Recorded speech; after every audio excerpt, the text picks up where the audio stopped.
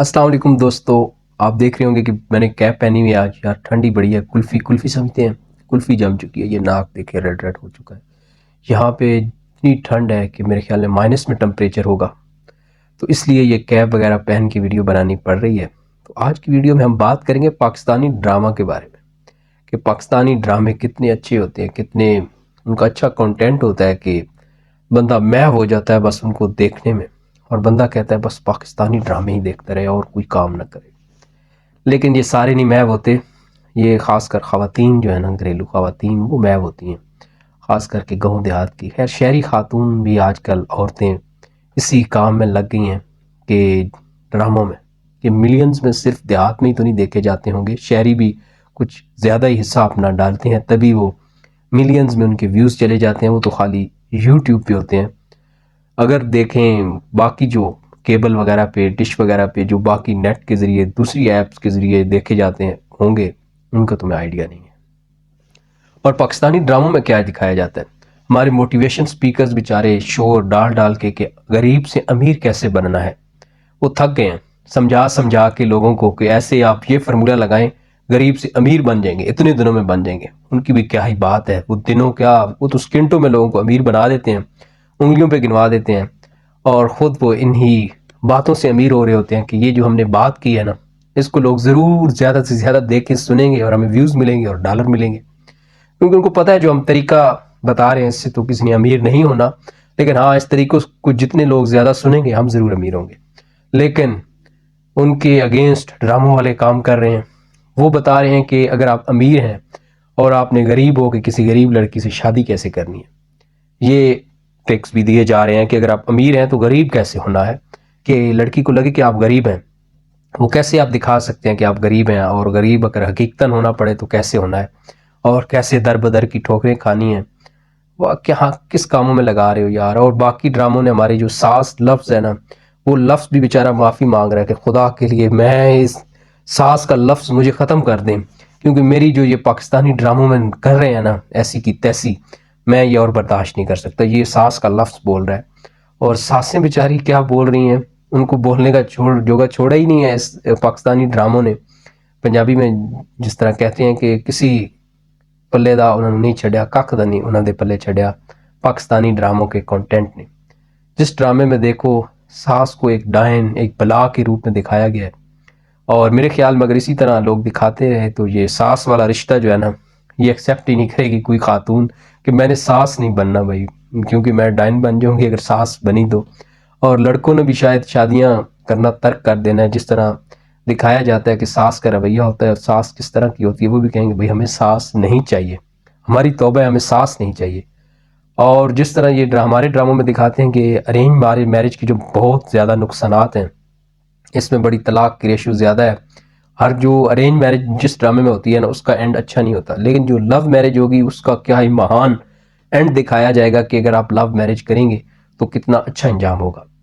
अभी आप मैं एक रियल कहानी जो मैंने फर्स्ट हैंड मेरे फ्रेंड के साथ हुआ, कुछ उसमें से वो क्या कहते हैं सेंसर करके मैं आपको सुनाऊंगा, क्योंकि पूरी कहानी सुनाने के काबिल नहीं है, तो थोड़ी वो सेंसर होगी। जो हसास मालूमात हैं उनको सेंसर करके आपको मैं एक लव मैरिज का किस्सा सुनाता हूँ, गौर से सुनिएगा।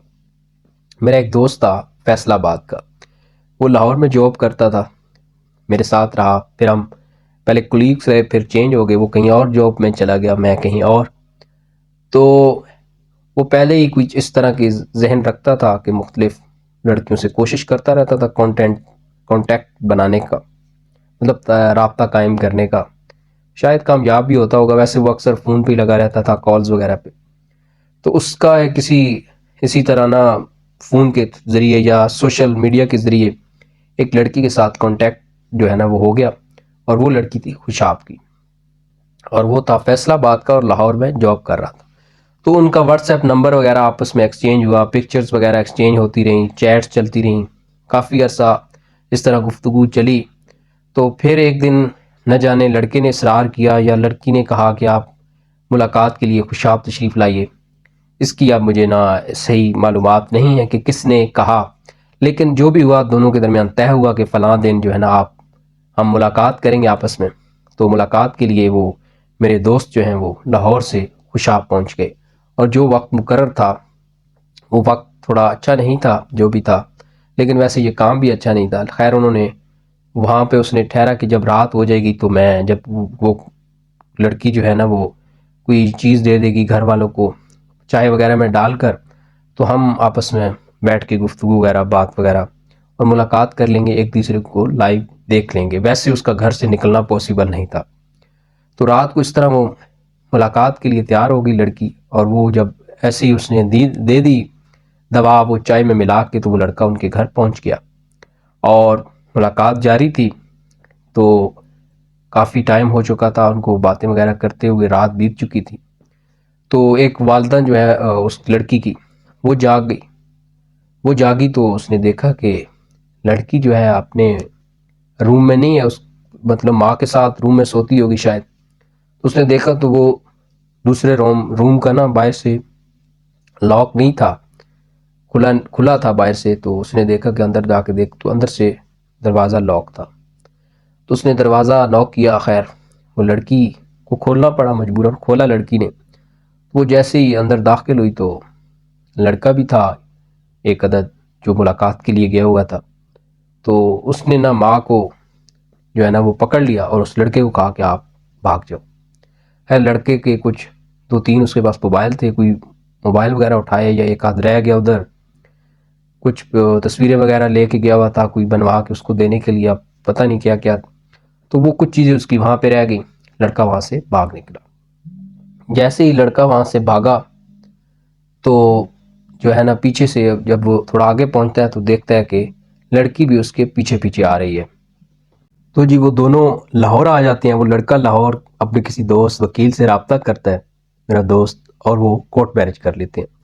کورٹ میرج کے 15 دن وہ روپوش رہتے ہیں، کسی دوسرے گھر نہیں جاتے، کسی اور کے پاس رہتے ہیں.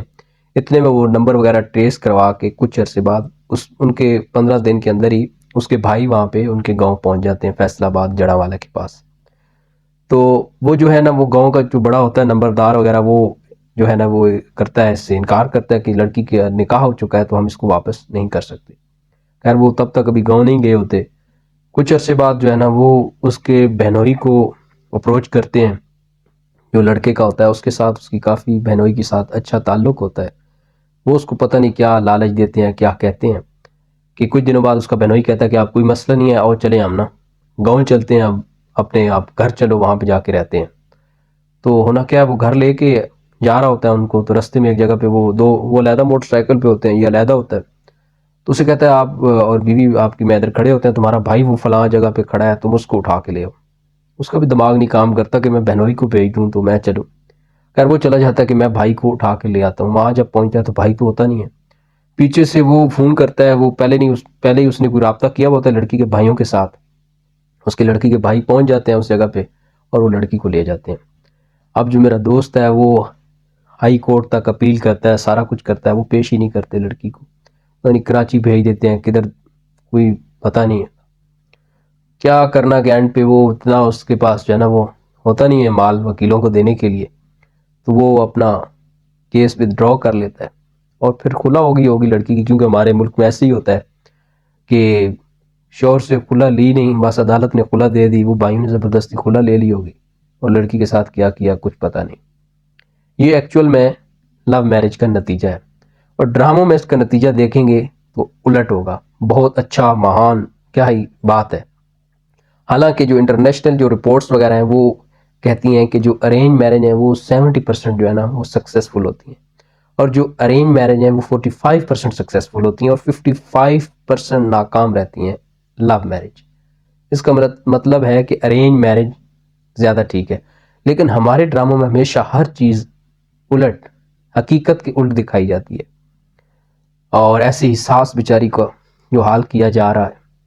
تو آج کل عشق پرشد کے نام سے ڈرامہ، اس لیے میں نے کلپ کوئی شارٹ دیکھے ہیں، تو اس سے مجھے جو فیل آئی ہے یہی ہے کہ کوئی امیر ہے اور اس کو غریب لڑکی سے پیار ہو گیا، اور وہ غریب ہوا ہے، پتہ نہیں کیا بنا ہوا ہے، تو کہیں ملنگ نہ بن جائے یا کچھ ہو نہ جائے. یہ بس لڑکوں کو ملنگ بنا کے چھوڑیں گے لڑکیوں کے چکر میں. آپ برائے مہربانی ان ڈراموں کی جو سٹوریز ہیں ان سے دور رہیں، ان کو دیکھیں بھی نہ، اور ان پاکستانی ڈراموں کا ویسے بھی بائیکاٹ کرنا چاہیے. یہ انتہائی گھٹیا ترین ان کی کہانی ہوتی ہے، انتہائی گھٹیا ترین کے ویژول ہوتے ہیں. ان کی ویڈیو ہر چیز ہم آہستہ آہستہ جو ہے نا ترقی کر رہے ہیں. پہلے ڈراموں میں دور دور سے لڑکے کے ڈائلاگ ہوتے تھے، اب ادھر تک کندھے تک ہاتھ تک بات پہنچ چکی ہے، ہاف حد تک بات پہنچ چکی ہے، فل بھی ہو جائے گا. اور آگے انشاءاللہ اللہ معاف کرے توبہ انشاءاللہ کہہ دیا کہ بالی ووڈ کو کاپی کرنے جا رہے ہیں ہم.